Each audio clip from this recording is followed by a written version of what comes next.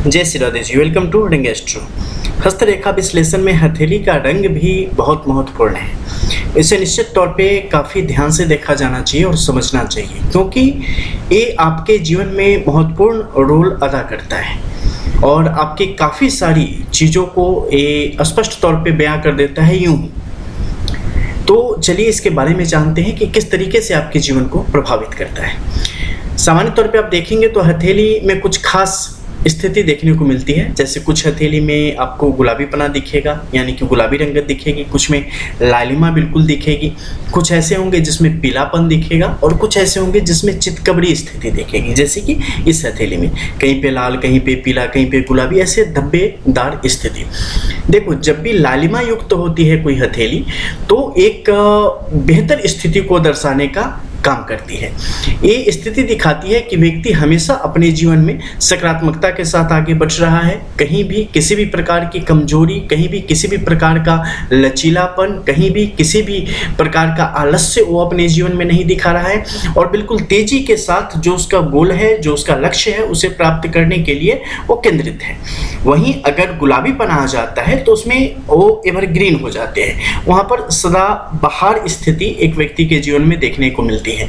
ऐसी स्थिति में वो सबके साथ भी दिखेंगे और अपने काम में भी 100% अपना देंगे, यानी कि जीवन को हर तरीके से जीने के आदी होते हैं और पूरा रस ले पाने में वो कामयाब होते हैं। इसके अलावा वो बाकी जो प्राकृतिक चीजें हैं या दुनियादारी की चीजें हैं, सब में पूरी रुचि रखने वाले होते हैं। वैसे लोग खासकर अगर हम देखेंगे तो टैलेंटेड काफी होते हैं और एंटरटेनमेंट के क्षेत्रों में और इनोवेशन के क्षेत्रों में वो काफी आगे तक चलते चले जाते हैं। इसके अलावा एक होता है पीलापन लिए हुए। वो एक ऐसी हथेली होती है जिसमें कहीं ना कहीं एक भ्रम की स्थिति बनी होती है और भविष्य को लेकर, अपने फ्यूचर को लेकर कहीं ना कहीं एक डर की भावना होती है। वो बड़े सीधे साधे, सहमे हुए और बहुत ही ध्यान से आगे बढ़ने में यकीन रखते हैं। वो अपने फ्यूचर को लेके इतने ज़्यादा टेंस होते हैं कहीं ना कहीं कि अपना वर्तमान वो सही तरीके से नहीं जी पाते।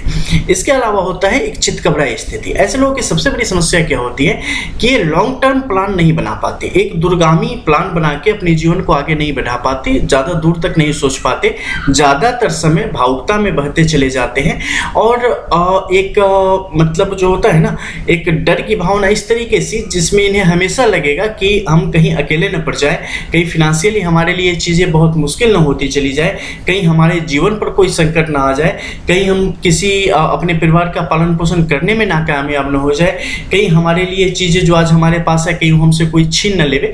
तो आदि अनादि कई प्रकार की चिंताएं ऐसे लोगों के मन में हमेशा चल रही होती है। सुरक्षा की भावना बड़ी तीव्र होती चली जाती है और कहीं भी अपने आप को जो सेटल करना चाहते हैं ना कि मतलब ये काम हम अस्थायी रूप से कर लेंगे, पूरे जीवन का हो गया, ऐसा कम ही देखने को मिलता है। ज़्यादातर असंगठित क्षेत्रों में इनकी रुचि होती है और वही काम करके आगे की तरफ बढ़ते हैं। इस कारण ये असुरक्षा लंबे समय तक रहती है। साथ ही विभिन्न प्रकार की हेल्थ रिलेटेड इश्यूज में इनके साथ हमेशा चल रहे होते हैं। डॉक्टर के पास जाओगे पता चलेगा कुछ भी नहीं है, लेकिन बहुत सारे पेन है शरीर में, बहुत सारी चीज़ें आ रही हैं, अनिद्रा की शिकायत आ रही है, तो यहाँ पर चिंताएं बढ़ जाती है। हालांकि दिल के बड़े अच्छे होते हैं और लोगों के लिए या दुनिया के लिए बहुत कुछ करने की इच्छा अंदर में आग इतनी रहती है कि पूछो मत। कल के डेट में वो पावर मिल जाए तो पता नहीं दुनिया को किधर से आग लगा दे, कुछ भी कर दे, यानी अच्छाई के लिए। किसी का अगर बुरा हो रहा है, देखा नहीं जाता है, सब कुछ है, लेकिन हम कर कुछ नहीं सकते, अपने को बंधा हुआ महसूस करते हैं और वही आग खुद को ही जलाना शुरू कर देती है। तो जब भी चितकबरा स्थिति आए, ऐसे लोगों को एक किनारा ढूंढना चाहिए। इनका मन बहुत उलझा होता है, सुलझन जरूरी है, क्योंकि जैसे ही आप सुलझेंगे आपकी जिंदगी सही तरीके से आगे बढ़ेगी। धन काफी मात्रा में आएगा लेकिन उतनी ही मात्रा में जाएगा। कभी कोई बड़ी दिक्कत नहीं होगी लेकिन चिंता हमेशा पैसों की बनी रहेगी। इसके अलावा हम बात करते हैं बुद्ध के क्षेत्र की।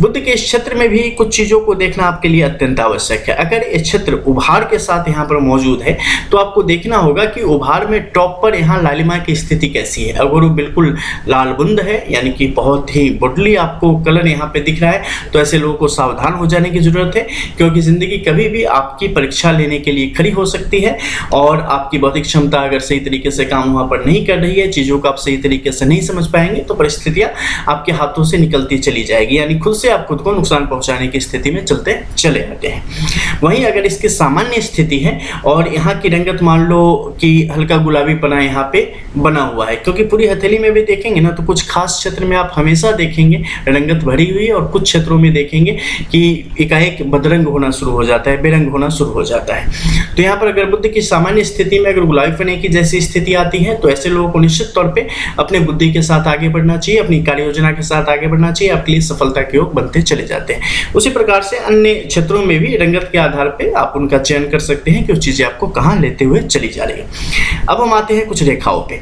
रेखाओं में बात करेंगे बुद्धि के क्षेत्र की, जैसे कि हमने कल बात करी थी आपके गुरु के क्षेत्र की कि वहां पर रेखाएं किस प्रकार से प्रभावी होती हैं, चाहे वो इनर लाइंस हो, चाहे वो टेम्पररी लाइंस हो, चाहे वो परमानेंट लाइंस हो, या चाहे कोई खास सिंबल यहाँ पर उपस्थित हो।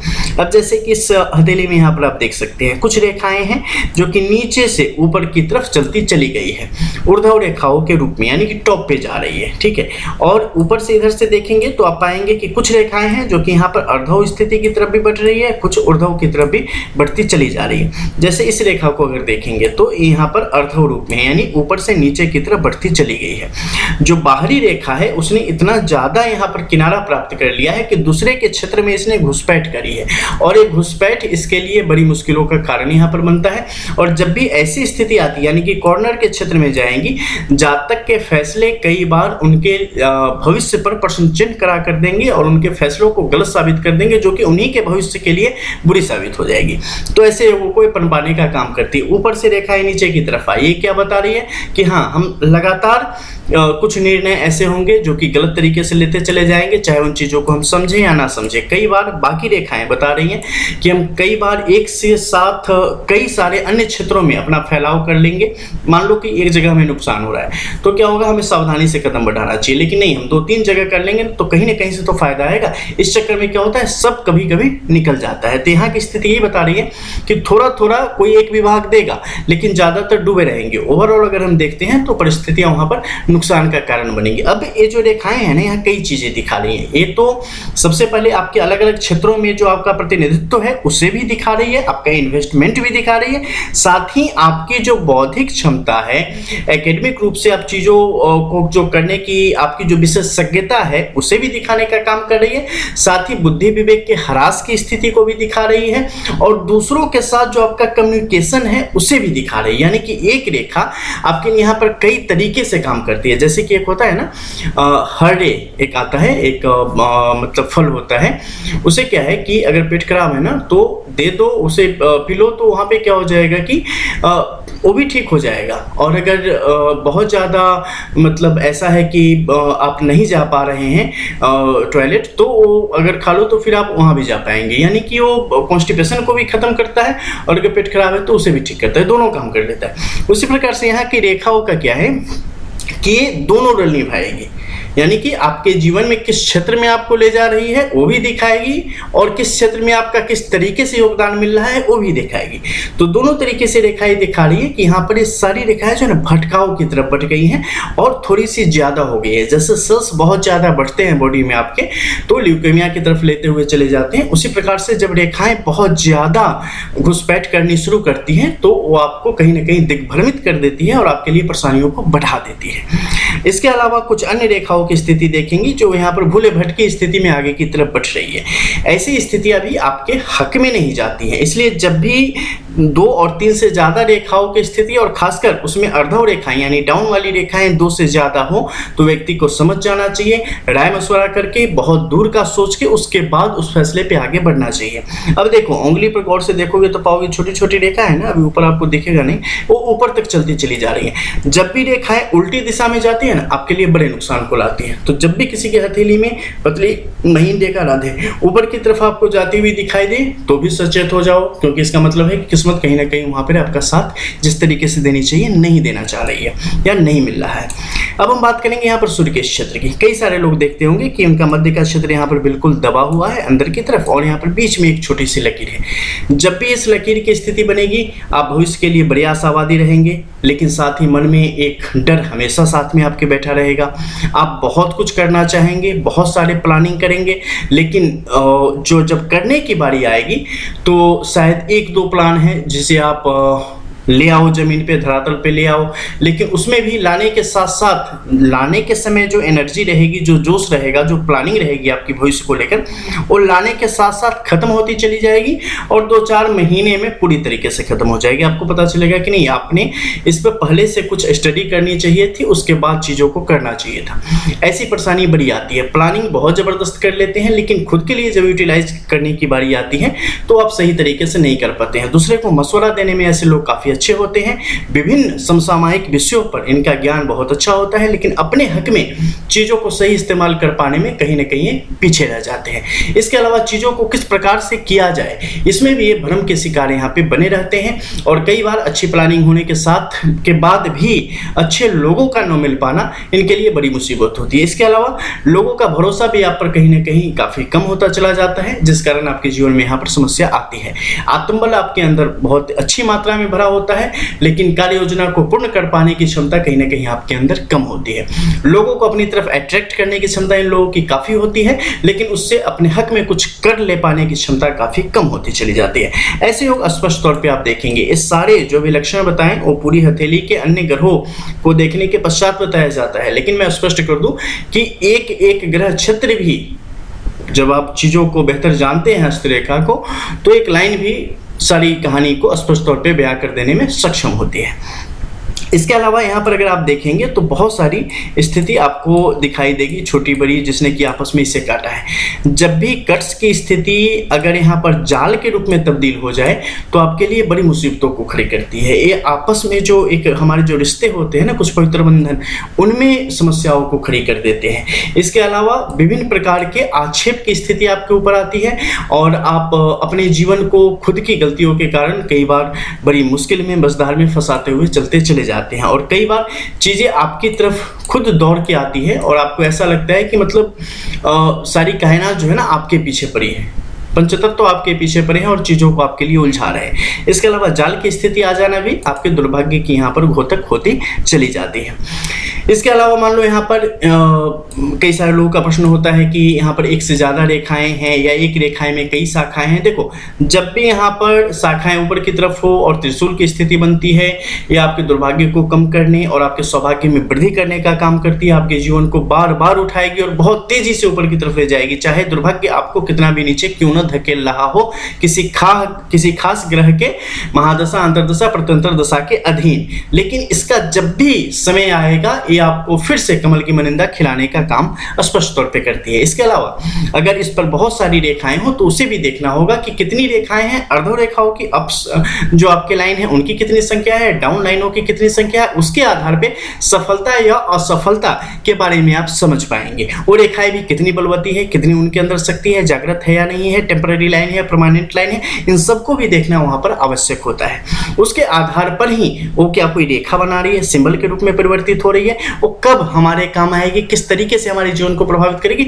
सब कुछ बिल्कुल खुली किताब की तरह खुलता हुआ चला जाता है। वहीं पर शनि के क्षेत्र में देखेंगे तो यहाँ पर जब भी भाग्य रेखा के समर्थन से रेखाएं ऊपर की तरफ आती हैं, सबसे ज्यादा पुष्टि का काम यही करती है। लेकिन जब भी एकल रूप में यहाँ पर स्वतंत्र रूप में स्थापित होगी, ऐसी स्थिति में जातक अपने तन मन धन पर नियंत्रण करके चीजों को अपने हक में इस्तेमाल कर सकता है। यहाँ पर तिलक की स्थिति होना भी जातक के लिए निश्चित तौर पे बेहतर गुणों को बढ़ाने का काम करता है और सुखों को भी बढ़ाने का स्पष्ट काम करता है।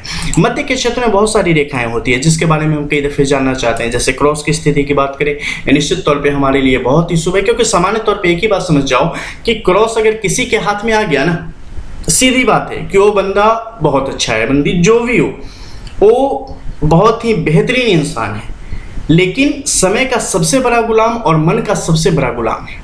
ठीक है, उसके अंदर अदम्य क्षमता है, अदम्य साहस है, वो कुछ भी कर ले तो कम ही है। यानी कि समझ लो कि उसे फ्री हैंड करके भेजा गया है, वो जितना ज़्यादा इस्तेमाल कर ले और लोग औरों के मुकाबले जो है ना वो उसके पास IQ ज़्यादा है, वो चीज़ों को बेहतर कर सकता है। लेकिन कई बार क्या होता है कि ये ज़्यादातर समय आप देखेंगे तो कर्ण बने रहेंगे, जिन्हें अपनी शक्ति का एहसास नहीं होगा, हनुमान जी बने रहेंगे, उन्हें कोई याद दिलाए तब जाके उन्हें याद होगा। तो विभिन्न प्रकार के जो है ना एक यादाश्त की प्रॉब्लम इनके साथ हमेशा जुड़ती चली जाती है। जब ये एम्प्टी हो जाते हैं ना, अंत पर पहुंच जाते हैं अपने हिसाब से, तो वहां से अगर ये चाहे तो इतना बड़ा आरंभ देते हैं कि पूछो मत। लेकिन ज़्यादातर समय अंतिम तक खुद को एडजस्ट करने में लगे रहते हैं, या जीवन में बहुत सारी, इस पर तो हमारी कई सारी वीडियो है जिसमें इनके अलग अलग पहलुओं को हमने बिल्कुल विस्तार से बताया है, तो उसके बारे में भी आप जान सकते हैं। इसके अलावा यहाँ पर एक से ज़्यादा की जब भी स्थिति आएगी वो निश्चित तौर पे आपकी क्षमताओं को कम करने का, आपके लिए मुश्किलों को बढ़ाने का काम करते हैं। देखो, हस्तरेखा में बहुत सारी चीज़ें हैं, लेकिन आपके जीवन में हमेशा सिर्फ अच्छा ही नहीं होता या सिर्फ बुरा ही नहीं होता, ठीक है। तो जीवन का जो भी है ना, सब चीज़ों को समझना चाहिए। कई सारे लोग हमें बताते हैं कि आप सिर्फ नेगेटिव चीज़ें ज़्यादा बताते हैं। देखो, जो आपके अंदर जो गुण है, जो काबिलियत है, वो तो है ही है, ठीक है, उसकी तो चर्चा ही मत करो, उसे तो सेव करके रख लो। जो समस्या है उसे बाहर निकालो ना, ताकि उसे क्लियर करके और उसे भी बेहतर बना सके। जीवन में हमेशा ये उद्देश्य होना चाहिए, जहाँ भी जो समस्या है उसे आइडेंटिफाई करो और उसे बिल्कुल क्रिस्टल क्लियर उसे ठीक कर दो, ठीक है। तो जो रेखा का जो भी छोटा भी अगर उससे कोई नुकसान है, उसे हम रेखांकित करके बाहर निकालेंगे, उसे हाईलाइट करेंगे, ताकि हम उससे कहीं ना कहीं पहले से चौकन्ने रहें और उनकी चीज़ों का या उसका जो प्रभाव आने वाला है उससे हम बच सके अपने जीवन में फलाना सुधार करके।